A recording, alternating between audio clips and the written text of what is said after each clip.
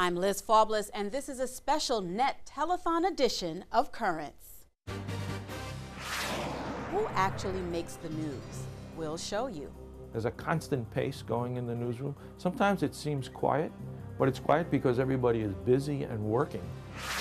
Plus, think you're too cool for school? You may want to think again.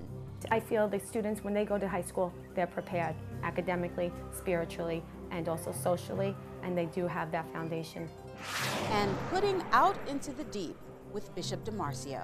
One day, I was Bishop of Camden. I was able to go to the Vatican, and I had this morning mass with him.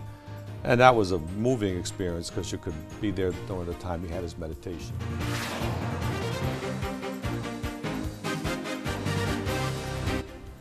Thanks for joining us. Tonight, we're going to take you inside Currents and let you have a look at how we put this show together every day. Currents is the only daily Catholic TV news show in the world, and we're very proud of that. We're here each day to keep you informed about how world and local events impact your lives as Catholics. We like to say it's news that goes against the tide because we're looking at a faith element that generally is ignored by the secular press. We're on top of the issues, and we bring you immediate reactions from the Pope, our bishops, and people in the pews.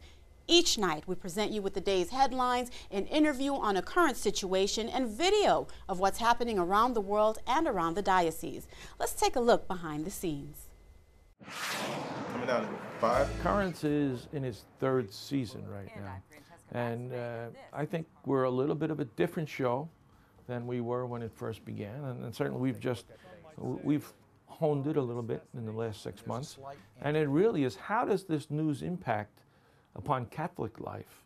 I mean, that's the reason we're doing the show. We're in business to present the message of the Catholic Church and to show why it makes a difference in being human. Just the fact that we're covering Catholic stories on a daily basis puts us in another league from most every other Catholic station, and I think that resonates with viewers very much. You talk about Catholic news, certainly here in the diocese. You know, Ed Wilkinson's name is synonymous with that.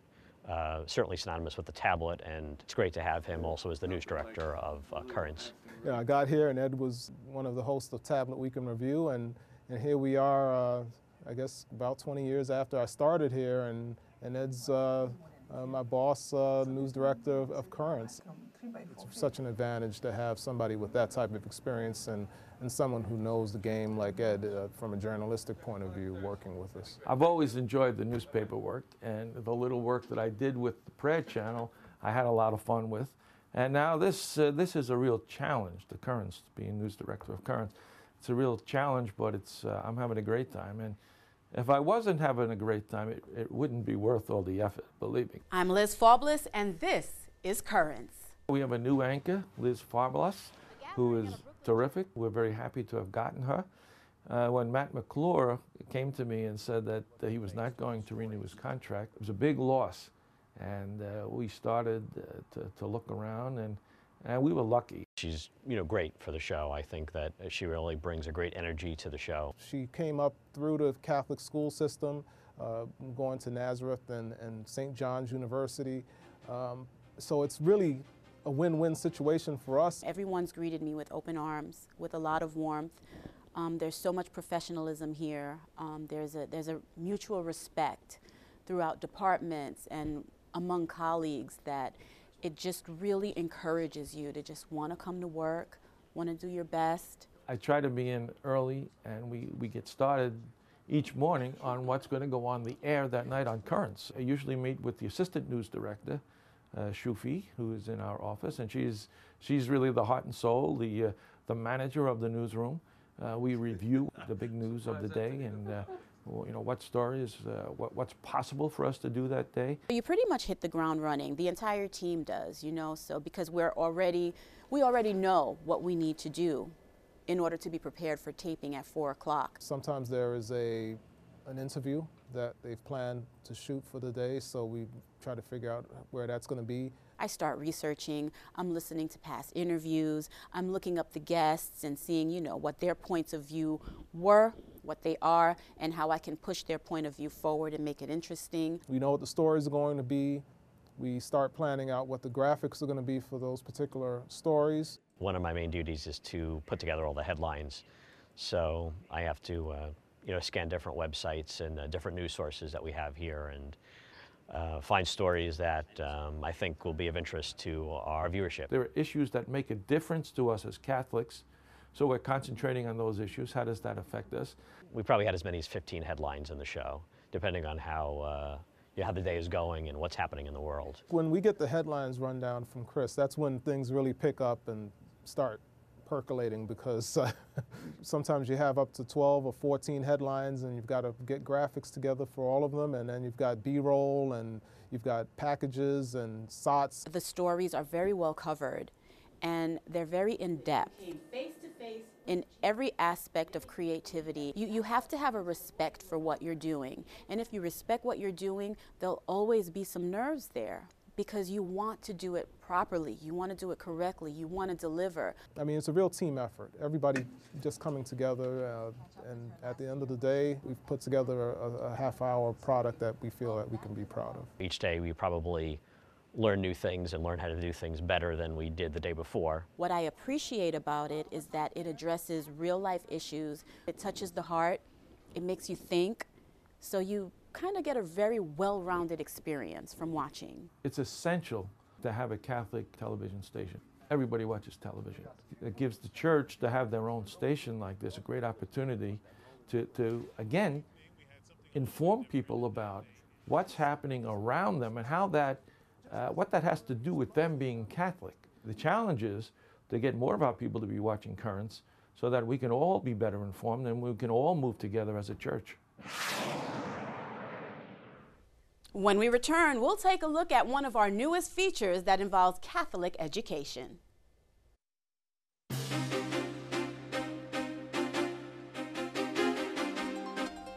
Welcome back. I'm Liz Faubles, and thanks for being part of the Net's 2012 Telethon.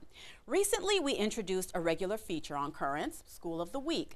Each week, we visit one of our Catholic schools here in Brooklyn or Queens, and we show you up close how Catholic education makes a difference in the lives of our students. Now, we all know that sending your kids to Catholic schools requires a sacrifice, but the rewards and benefits are worth it. Take a look now at what our cameras have found in Catholic schools.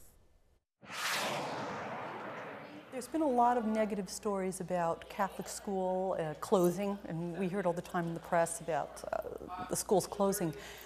But if you really listened to what we were told, which was about, quote unquote, preserving the vision, and preserving the vision really was that, yes, we do have our sights on maintaining Catholic education.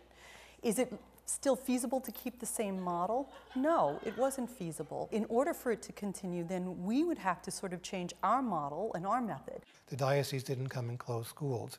We sat down and said, this is where we are, and how can we make education better? So it's a concerted effort on everybody's part to really try and just become a family. Change is inevitable, and you have to go with it for the children to really be prepared. You can have the best teachers in the world, you can have the best facilities in the world, you can have the best technology in the world, but I think what Catholic education does, and our faith does, is kind of gels them together. If we lose our character, we lose everything. Character is built in children through helping them to grow academically, emotionally, physically, socially, religiously. That's all part of their character. And I feel the students, when they go to high school, they're prepared academically, spiritually, and also socially, and they do have that foundation. People have said that we've been the Harvard of the Catholic education in the area, and I believe it's possibly because we like to tweak our education a little bit. My graduating group last year won 31 scholarships to Catholic high schools and numerous acceptances to the specialized programs in the public high school. My children win awards throughout the year for things that they participate in. And it's done here with love, kindness, and most of all, fun. I wanted to make sure that they are taken care of as I would take care of my own. Somebody always has a talent in something. In this world, you need to have something extra you do to advance yourself. Education is business, academics, and spirituality. I think in society we need a lot more people who know who they are, not who other people think they are. God is endless in his creativity, and our mission, we believe, is to create a school where every child is valued and every child is celebrated for their strengths. From its inception, the Diocese of Brooklyn has been the Diocese of Immigrants. Currently, we have a student body and staff that has 56 different countries of origin. These are the kids that are going to be the kids that are going to bring peace to this world. We're going to have world peace because they're going to say, you know, we really are one. The school itself runs programs or activities that put our children in a position to reach out to people that they'll never meet. I would want our graduates to come back and say that they left our school well prepared to take up a place in the world, and that it's a world that they got to know through their service. It doesn't feel like we just got here and we're still getting used to it. It's flowing. Good. What I wanted was for us, after 6 months, to sit around and say, gee, this is so good, we should have done this years ago. That we actually formed something that we could have done years ago and would have been better even then. And I feel that we're there. We're getting there where we sit around and say, this is so good, we should have done this a long time ago. I know there was a fear of maybe cliques forming, but they're all getting along great. They have been able to socialize very well. And nobody really had the, this is mine and what's yours. Each child has more possibilities for friendship. Each grade has more children on its level. It has been a success story. We were 3 struggling schools. We're now 1 strong school with over 730 students, and we're actually the largest school in the Brooklyn and Queens Diocese. Since we opened in 2009, our enrollment has increased by more than 20%. We had 2 pre-Ks, 2 kinders, and now we're up to 2 first grades. And it looks like those trends are going to continue for the foreseeable future. Out of something that was disconcerting, out of that came something very positive. It will no longer be Most Precious Blood School, it will most likely be Most Precious Blood Academy. But that won't change the fact that we're still going to be saying our prayers. I'm always amazed when children who are not necessarily baptized Catholic want to become Catholic. And when we witness their baptism at Easter, that's more than a salary. That's our goal. It will continue because there are always people searching for an education that is not only excellent, but value-based. We're so proud of our Catholic schools. Each week during the school year, we'll continue to show you our featured School of the Week. If you've missed the first schools that we visited, you can see them on our website at www.currentsny.net. We'll be right back. Just ahead, what's on the bishop's mind? We'll find out. It's a lot of things that we have to think about, how we protect our country, how we live our lives, how we understand what forgiveness is about.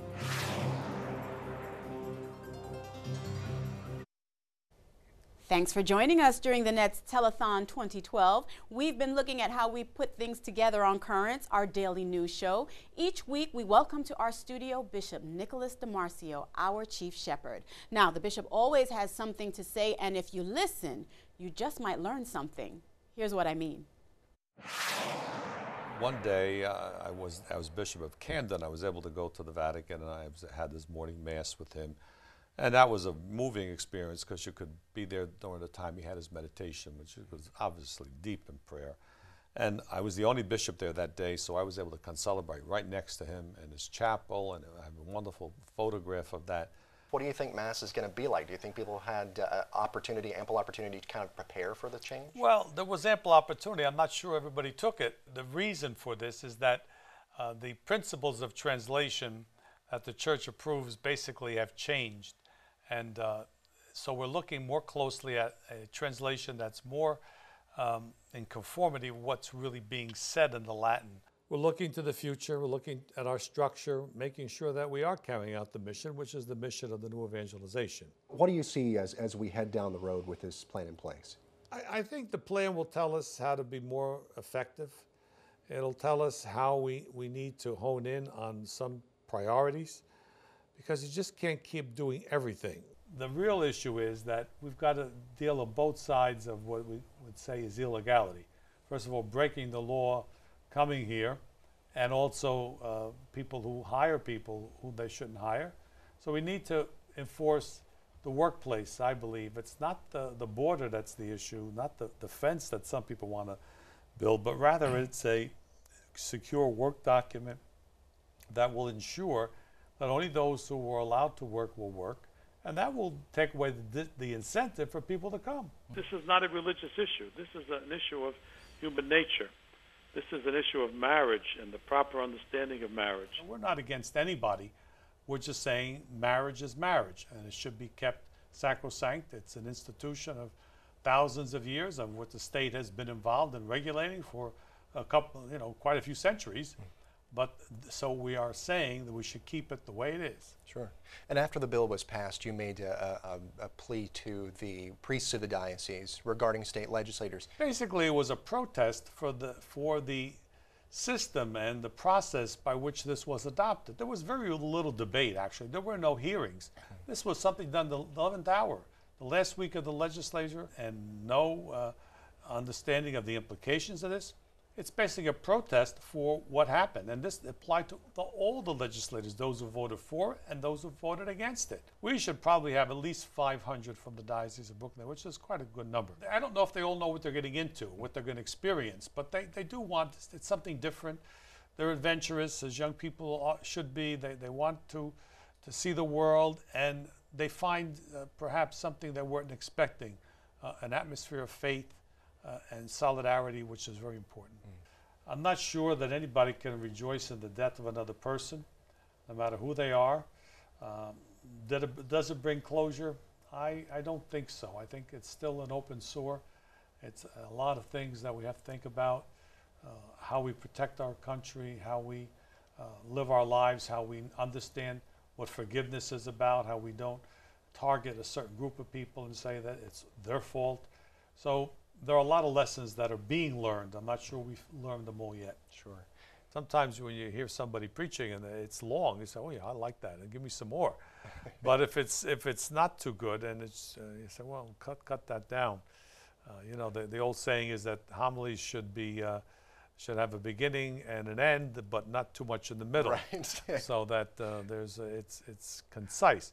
But the real issue is there's a message that has to come, and you want to have the message. You don't want to have to dig for it. We combine in Catholic education quality and also the content of faith, which is so important. So both of them come together in Catholic education. I think we do a very good job at it, except that we don't have it universally available to everybody. We can't accommodate everybody. We never could, really.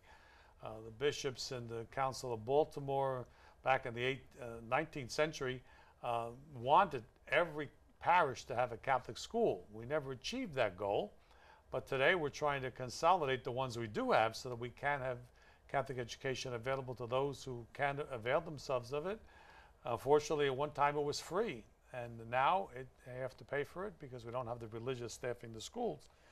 So we've kind of come around. We recognize the importance of it, but we're trying to preserve it. Well, Bishop DiMarzio sure knows how to put things into their proper perspective, and he doesn't mince words, as you've seen. Stay with us. We'll be right back. When we return, a look at the many faces and places in this city of churches.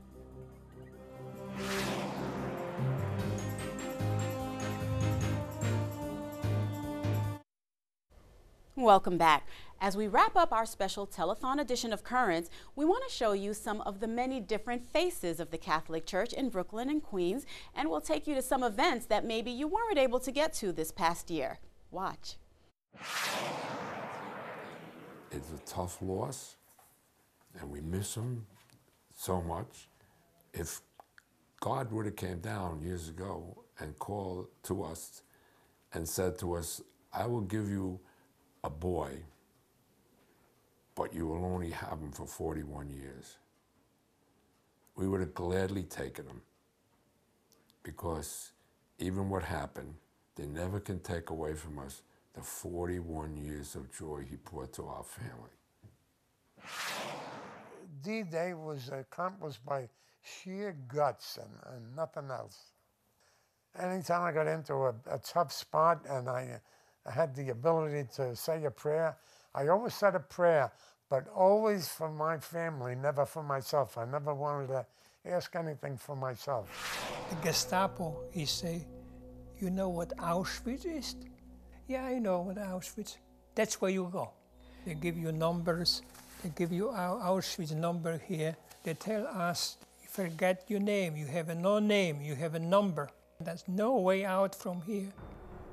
Only 3 chimney pointed to the crematorium chimney.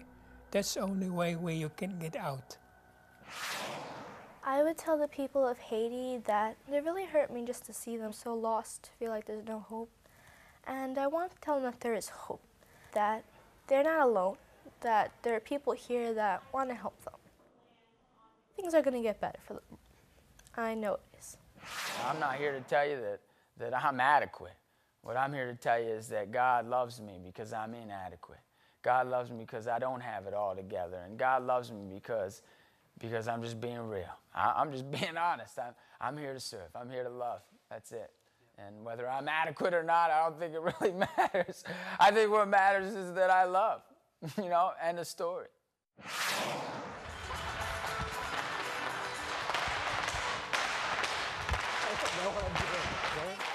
Oh, like this?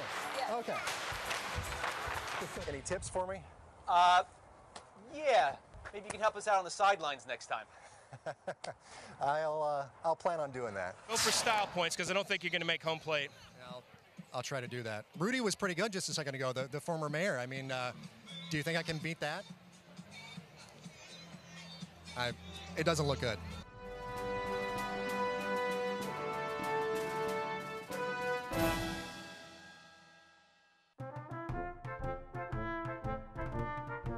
Well, looks like Professor Paul Pope was right once again.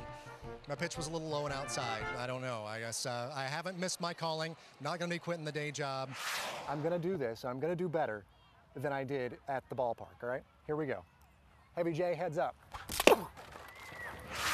People are here today because for the past year, we've been blessed with having a special needs mass. Our DRE wanted to put together a program for families who may not feel wanted or invited in other parishes. They are here to commemorate their loved ones who have passed 2 years ago from the earthquake back in Haiti. People will come up to me at my parish, but Father, pray for my cousin who passed, for my mother who passed, for my father who passed.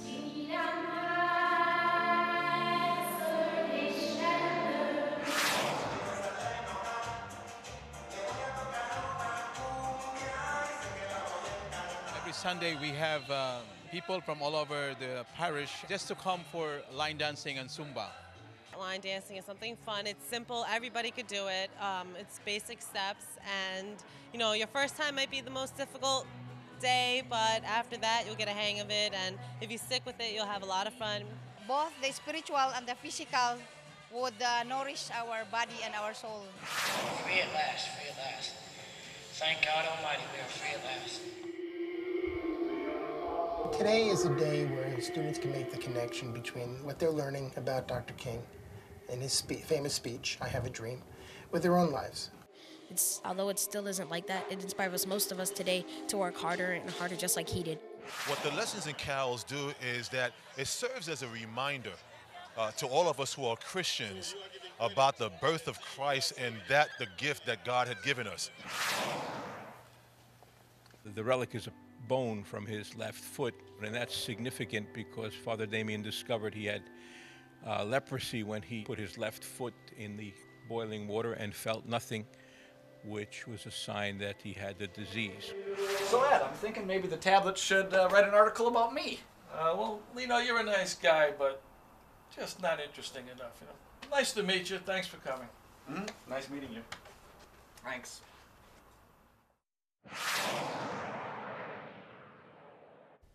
Well, that's it for now. We hope you've enjoyed our look in the mirror at who we are and also who you are as members of the church in this diocese. Remember, you can watch Currents every weekday evening at 7:30 and 11:30 and also at 6:30 the following morning for you early birds. And you can always stay in touch with us by connecting with us on Facebook and following us on Twitter. You can also share your thoughts by emailing us. That address is dropusaline@currentsny.net. And of course, you can check out anything you may may have missed on our show by heading over to our website, currentsny.net.